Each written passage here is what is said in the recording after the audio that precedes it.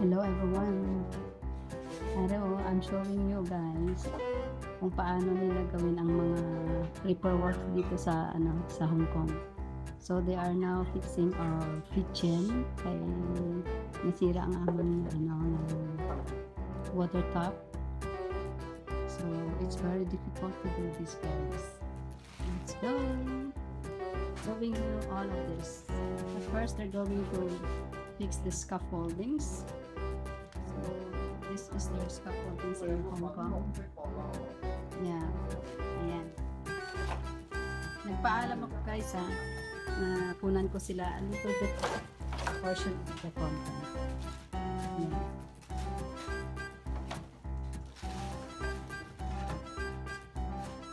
Ito yung sira.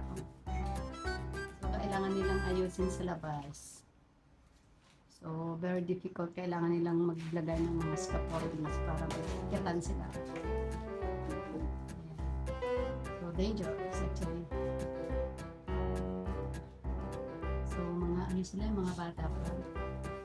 So, mga tauhan sila, yung boss nila bukas daw pupunta dito sa umaga para mag-ayos.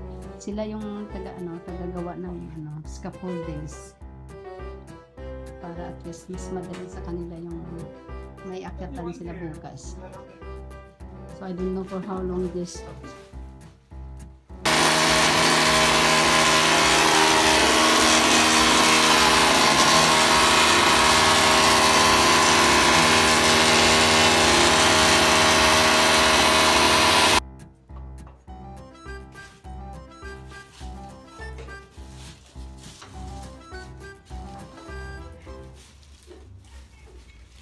they're sorting out the bamboo.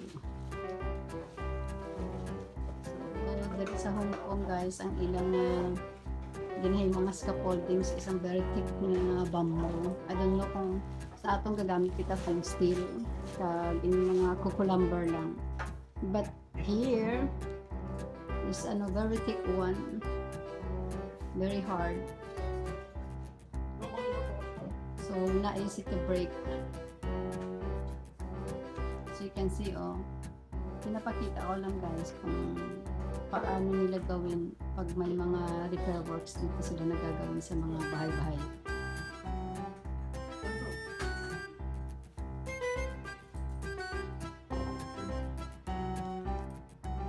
Yan.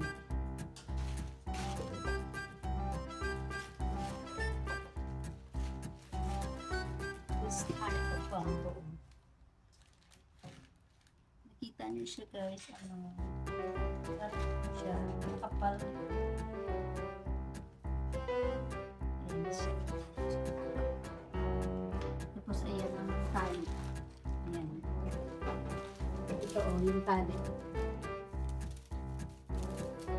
Very hard din.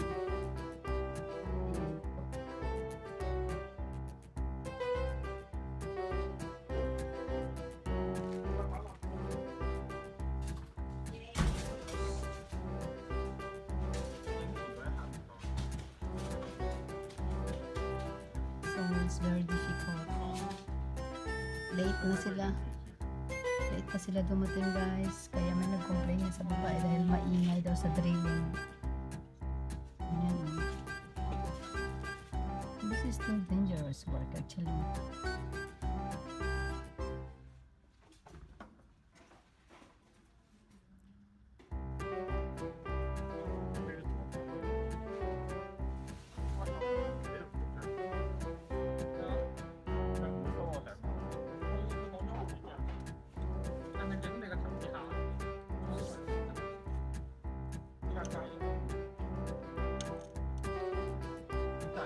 Nagpaalam ako sa kanila na magkuha ng video. As long as na hindi lang daw itapat sa mukha nila, okay lang daw. May isa kasing marunong magsalita na English sa kanila parang yun ang pinaka big boss. Ayun yung naka yellow t-shirt.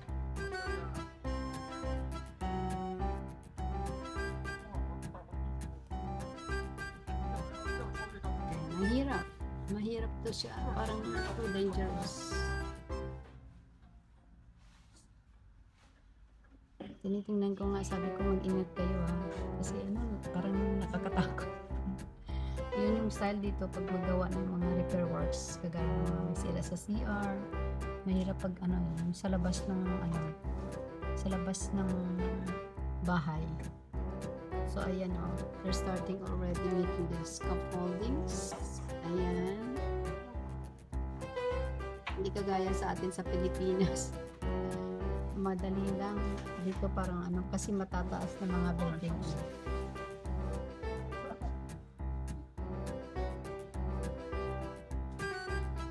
So, apat sila. Ay, tatlo sila. Tapos, bukas yung pinaka-head nila yung pupunta dito at saka yung siya ang gawa ng trabaho talaga. Sila yung parang taga-ano lang. Gagawa ng aakitan.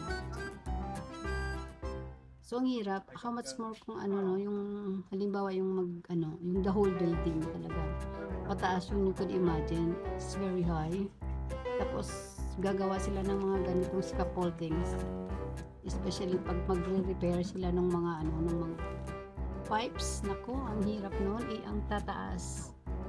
So, after nito, malagyan ng scaffoldings, balutin na nila ng parang dingding na yun bang parang mosket, parang ganun, para just in case kung may accidentally na ma-drop na mga tools or materials or any accessories nila, at least hindi mabagsak doon sa baba. Kasi dangerous mag-complain yung sa baba, baka may sa kaning tao. Nako, pag madagdagan sa nako, delikado.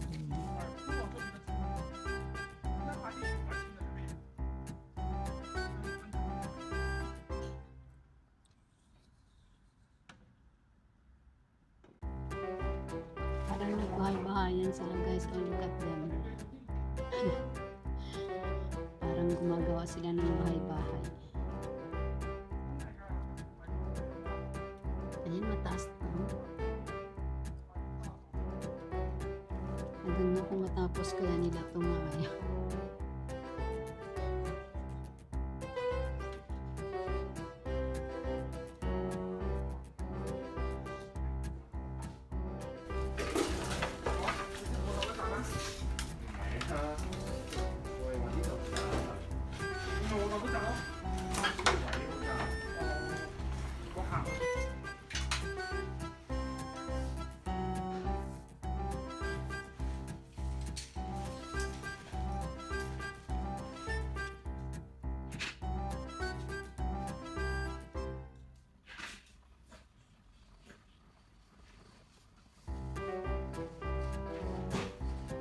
Gabi na guys, oh. Hindi pa rin tapos. Oh my goodness, nag-complain na yung sa baba kasi maingay yung mga doggy. Yun, oh, ang hirap gawin, Yan. Yan, gagawa na siya ng parang dingding.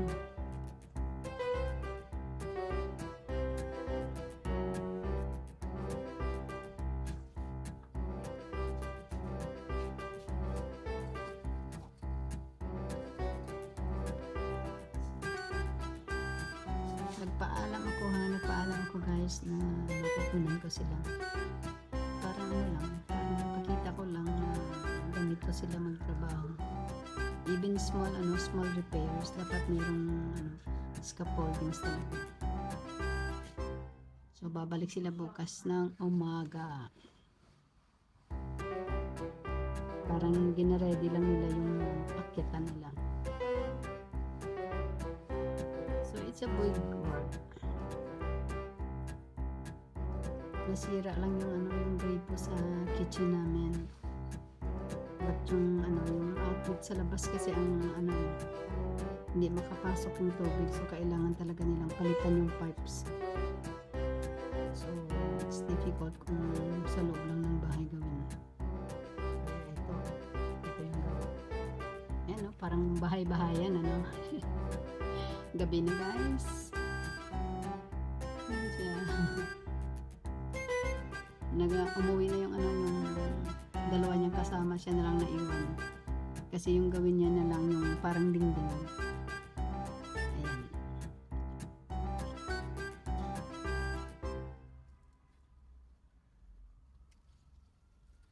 Tapos na siya. Ayan.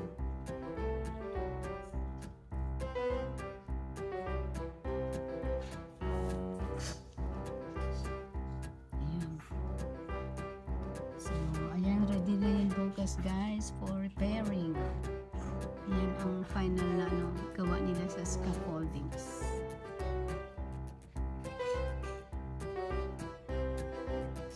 Ayan.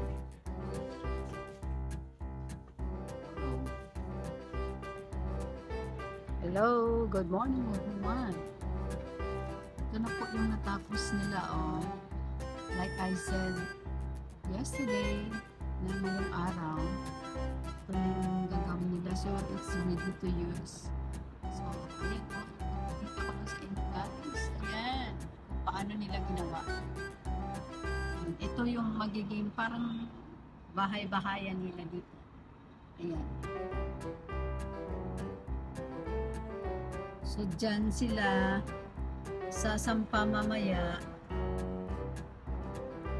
para ayusin yung yung pipes na nasira. Ayan. Tingnan nyo yan, lang siya, pambo lang siya. As in talagang makapal yan. So ito yung mga yung ginagawa nilang scaffoldings bago sila gagawa ng repair. So ayan yung nasisira, ayan. Diyan na part yung papalitan nila. Kasali yung pipes para makapasok yung tubig sa loob ng ng kusina namin. So mag 1 week na to guys, nasira, kaya medyo nahihirapan kami sa pagluluto dito. Ayan, so inaantay ko sila ngayong araw, around 11 o'clock daw mamaya mag-start sila. So I don't know kung may dinner kasi ngayong araw is my schedule for magluluto ng dinner nila. But I don't know kung anong mangyari mamaya. Ready here. We start to work. So that's their tools.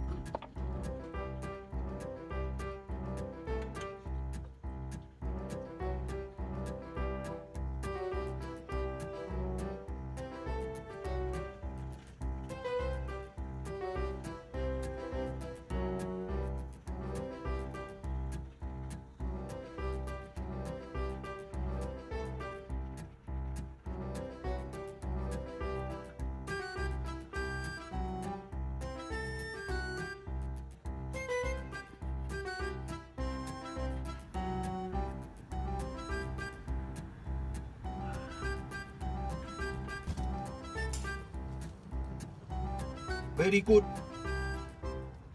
Yeah, very good. Yeah. Okay, May.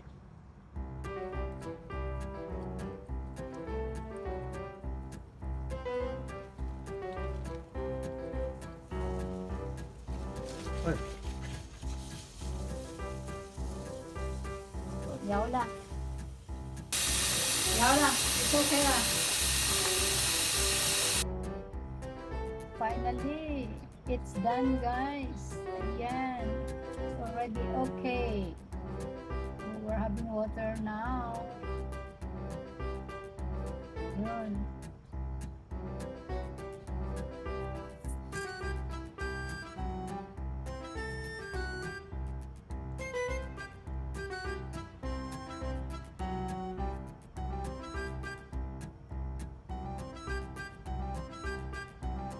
Yes, that's it. Bye everyone. you for watching.